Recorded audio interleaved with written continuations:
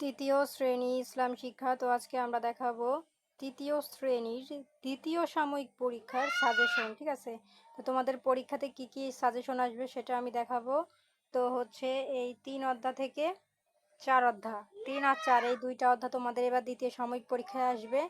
ঠিক আছে, তো চলো আমরা দেখাই দিই কি কি আসবে। আর হচ্ছে অন্যান্য হয়তোবা কিছু স্কুল থাকতে পারে যে দ্বিতীয় অধ্যায় এবং তৃতীয় অধ্যায় আসবে। তো যাই হোক, তো যাদের যে যে অধ্যায় আসবে সে সেটাই করবে। ঠিক আছে, অনেক স্কুল হয়তো বা 3 অধ্যায় নেই, 2 আর 3 অধ্যায় আছে, তাহলে তৃতীয় অধ্যায় তো আমি দেখাই নেই, তার মানে যে তোমরা 3 অধ্যায় করবে এমন না, তোমরা দ্বিতীয় অধ্যায় করবা। ঠিক আছে, তো চলো দেখাই কি কি পরীক্ষাতে আসবে। আর আরেকটা কথা বলে রাখি, তোমাদের হচ্ছে বইয়ের অধ্যায়ের লাস্টে যে প্রশ্ন থাকে ওইখান থেকে তো আসেই, এবং বেশিরভাগ হচ্ছে এই রিডিং থেকে আসে। আর রিডিং থেকে কিভাবে প্রশ্ন করা হয়, শূন্যস্থান টিক চিহ্ন কিভাবে রিডিং থেকে আসে সেটা আমি নিয়ম তোমাদের দেখিয়ে দিব, তোমরা সেরকম আকারে পড়ে নিবা। ঠিক আছে, তো চলো দেখাই।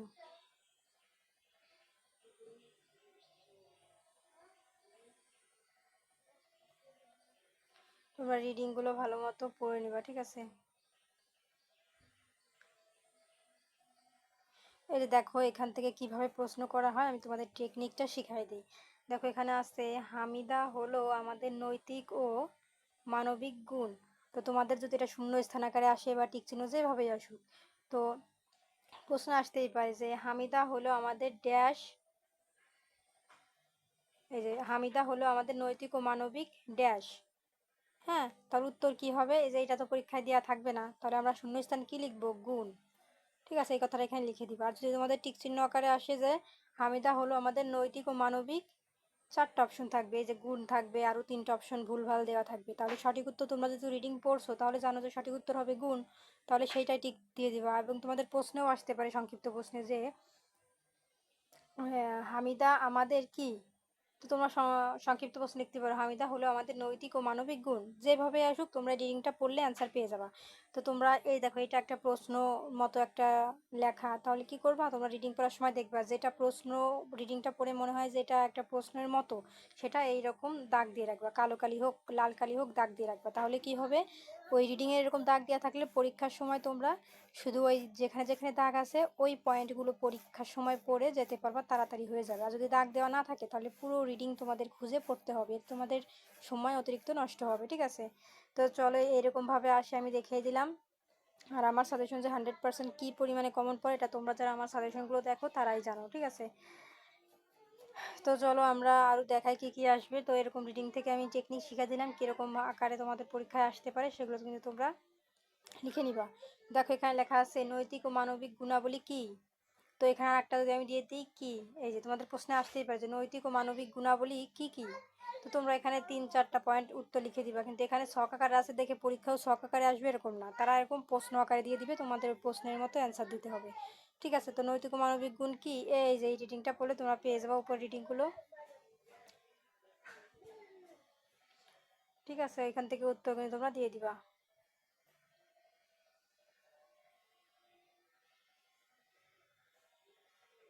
তো তোমরা রিডিংগুলো ভালো করে পড়বা আমি বলে দিই।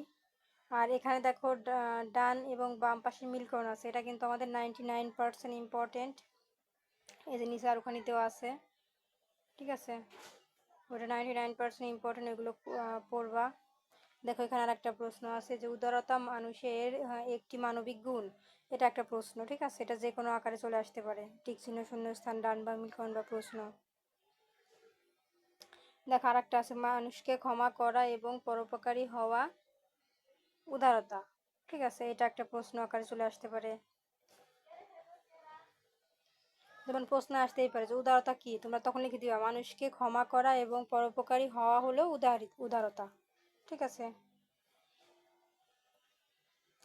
এখানে লেখা আছে আমি 10 বছর বয়সে রাসূল এর খেদমত করেছি। তো কত বছর বয়সে, এই যে রিডিংটা পড়া থাকলে জানবা যেটা 10 বছর বয়সে। ঠিক আছে,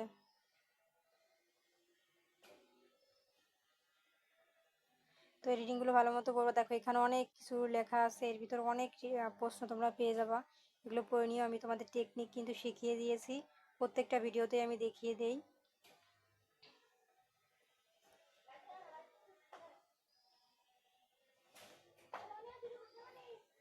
এই যে রিডিংগুলো ভালো মতো পড়ে নিবে। এখন দেখো এখান থেকে যে শূন্যস্থানগুলো ইম্পর্টেন্ট, 1 নাম্বার, 3 নাম্বার এবং 4 নাম্বার।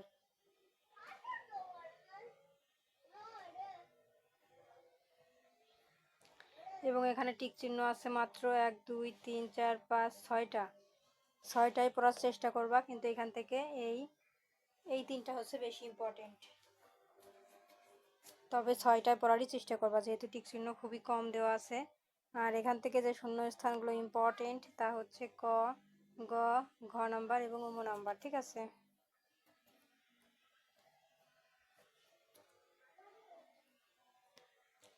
এবং এখানে যে ডান বামটা আছে এটা কিন্তু 100% ইম্পর্টেন্ট আসার মতো, এটা কিন্তু পড়ে নিবা। আর এখানে যে শুদ্ধ অশুদ্ধ তা হচ্ছে খ, গ এবং ঘ নাম্বার ইম্পর্টেন্ট, ঠিক আছে। আর এখান থেকে যে সংক্ষিপ্ত প্রশ্নগুলো আমাদের ইম্পর্টেন্ট আছে তা হচ্ছে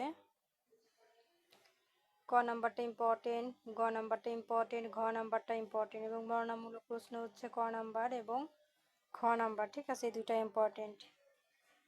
চলে এসেছি চতুর্থ অধ্যায় ধর্মীয় সম্প্রীতি, ঠিক আছে।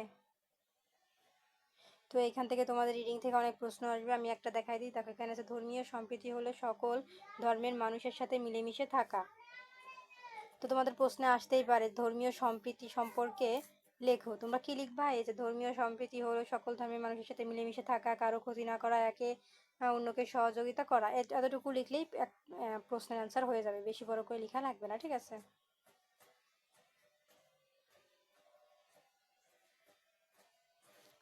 তো তোমরা কিন্তু এখান থেকে অনেক প্রশ্ন পেয়ে যাবে, যে রিডিংগুলো পড়লে অনেকগুলো প্রশ্ন পাবা, ঠিক আছে।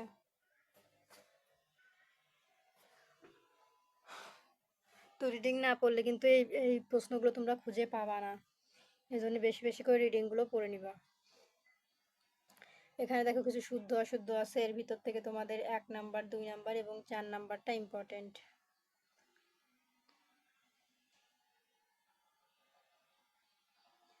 দেখো এখানে আছে বিভিন্ন ধর্মের মানুষের প্রতি সহনশীল। তো তোমাদের প্রশ্নে আসতেই পারে যে বিভিন্ন ধর্মের লোকের নাম বলো। তো তোমরা লিখতে পারো এই যে হিন্দু, বৌদ্ধ, খ্রিস্টান, ঠিক আছে, এই নামগুলো বলতে পারো। এখান থেকে যে শূন্য স্থানগুলো ইম্পর্টেন্ট, এই যে 4 2 এবং 1 নাম্বার।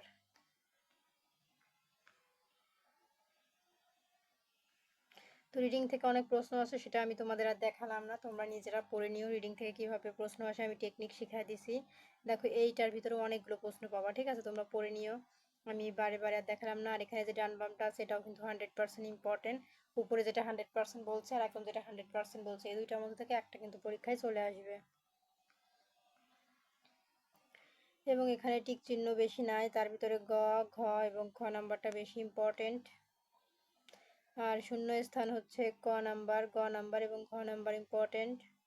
আর ডান বাম এটা হচ্ছে 99% ইম্পর্টেন্ট। এবং এখানে শুদ্ধ অশুদ্ধ যেগুলো ইম্পর্টেন্ট তা হচ্ছে ক, গ এবং ঘ নাম্বার। আর সংক্ষিপ্ত প্রশ্ন ক, খ, উম নাম্বার। আর বর্ণনামূলক প্রশ্ন হচ্ছে ক নাম্বার এবং খ নাম্বারটা অতটাই না, তবে চাইলে পড়ে যেতে পারো। তো এই ছিল আমাদের আজকের মতন সাজেশন, ঠিক আছে। তো পরবর্তীতে অন্যান্য সাবজেক্টের সাজেশন দেখার জন্য অবশ্যই সাবস্ক্রাইব মাই চ্যানেল।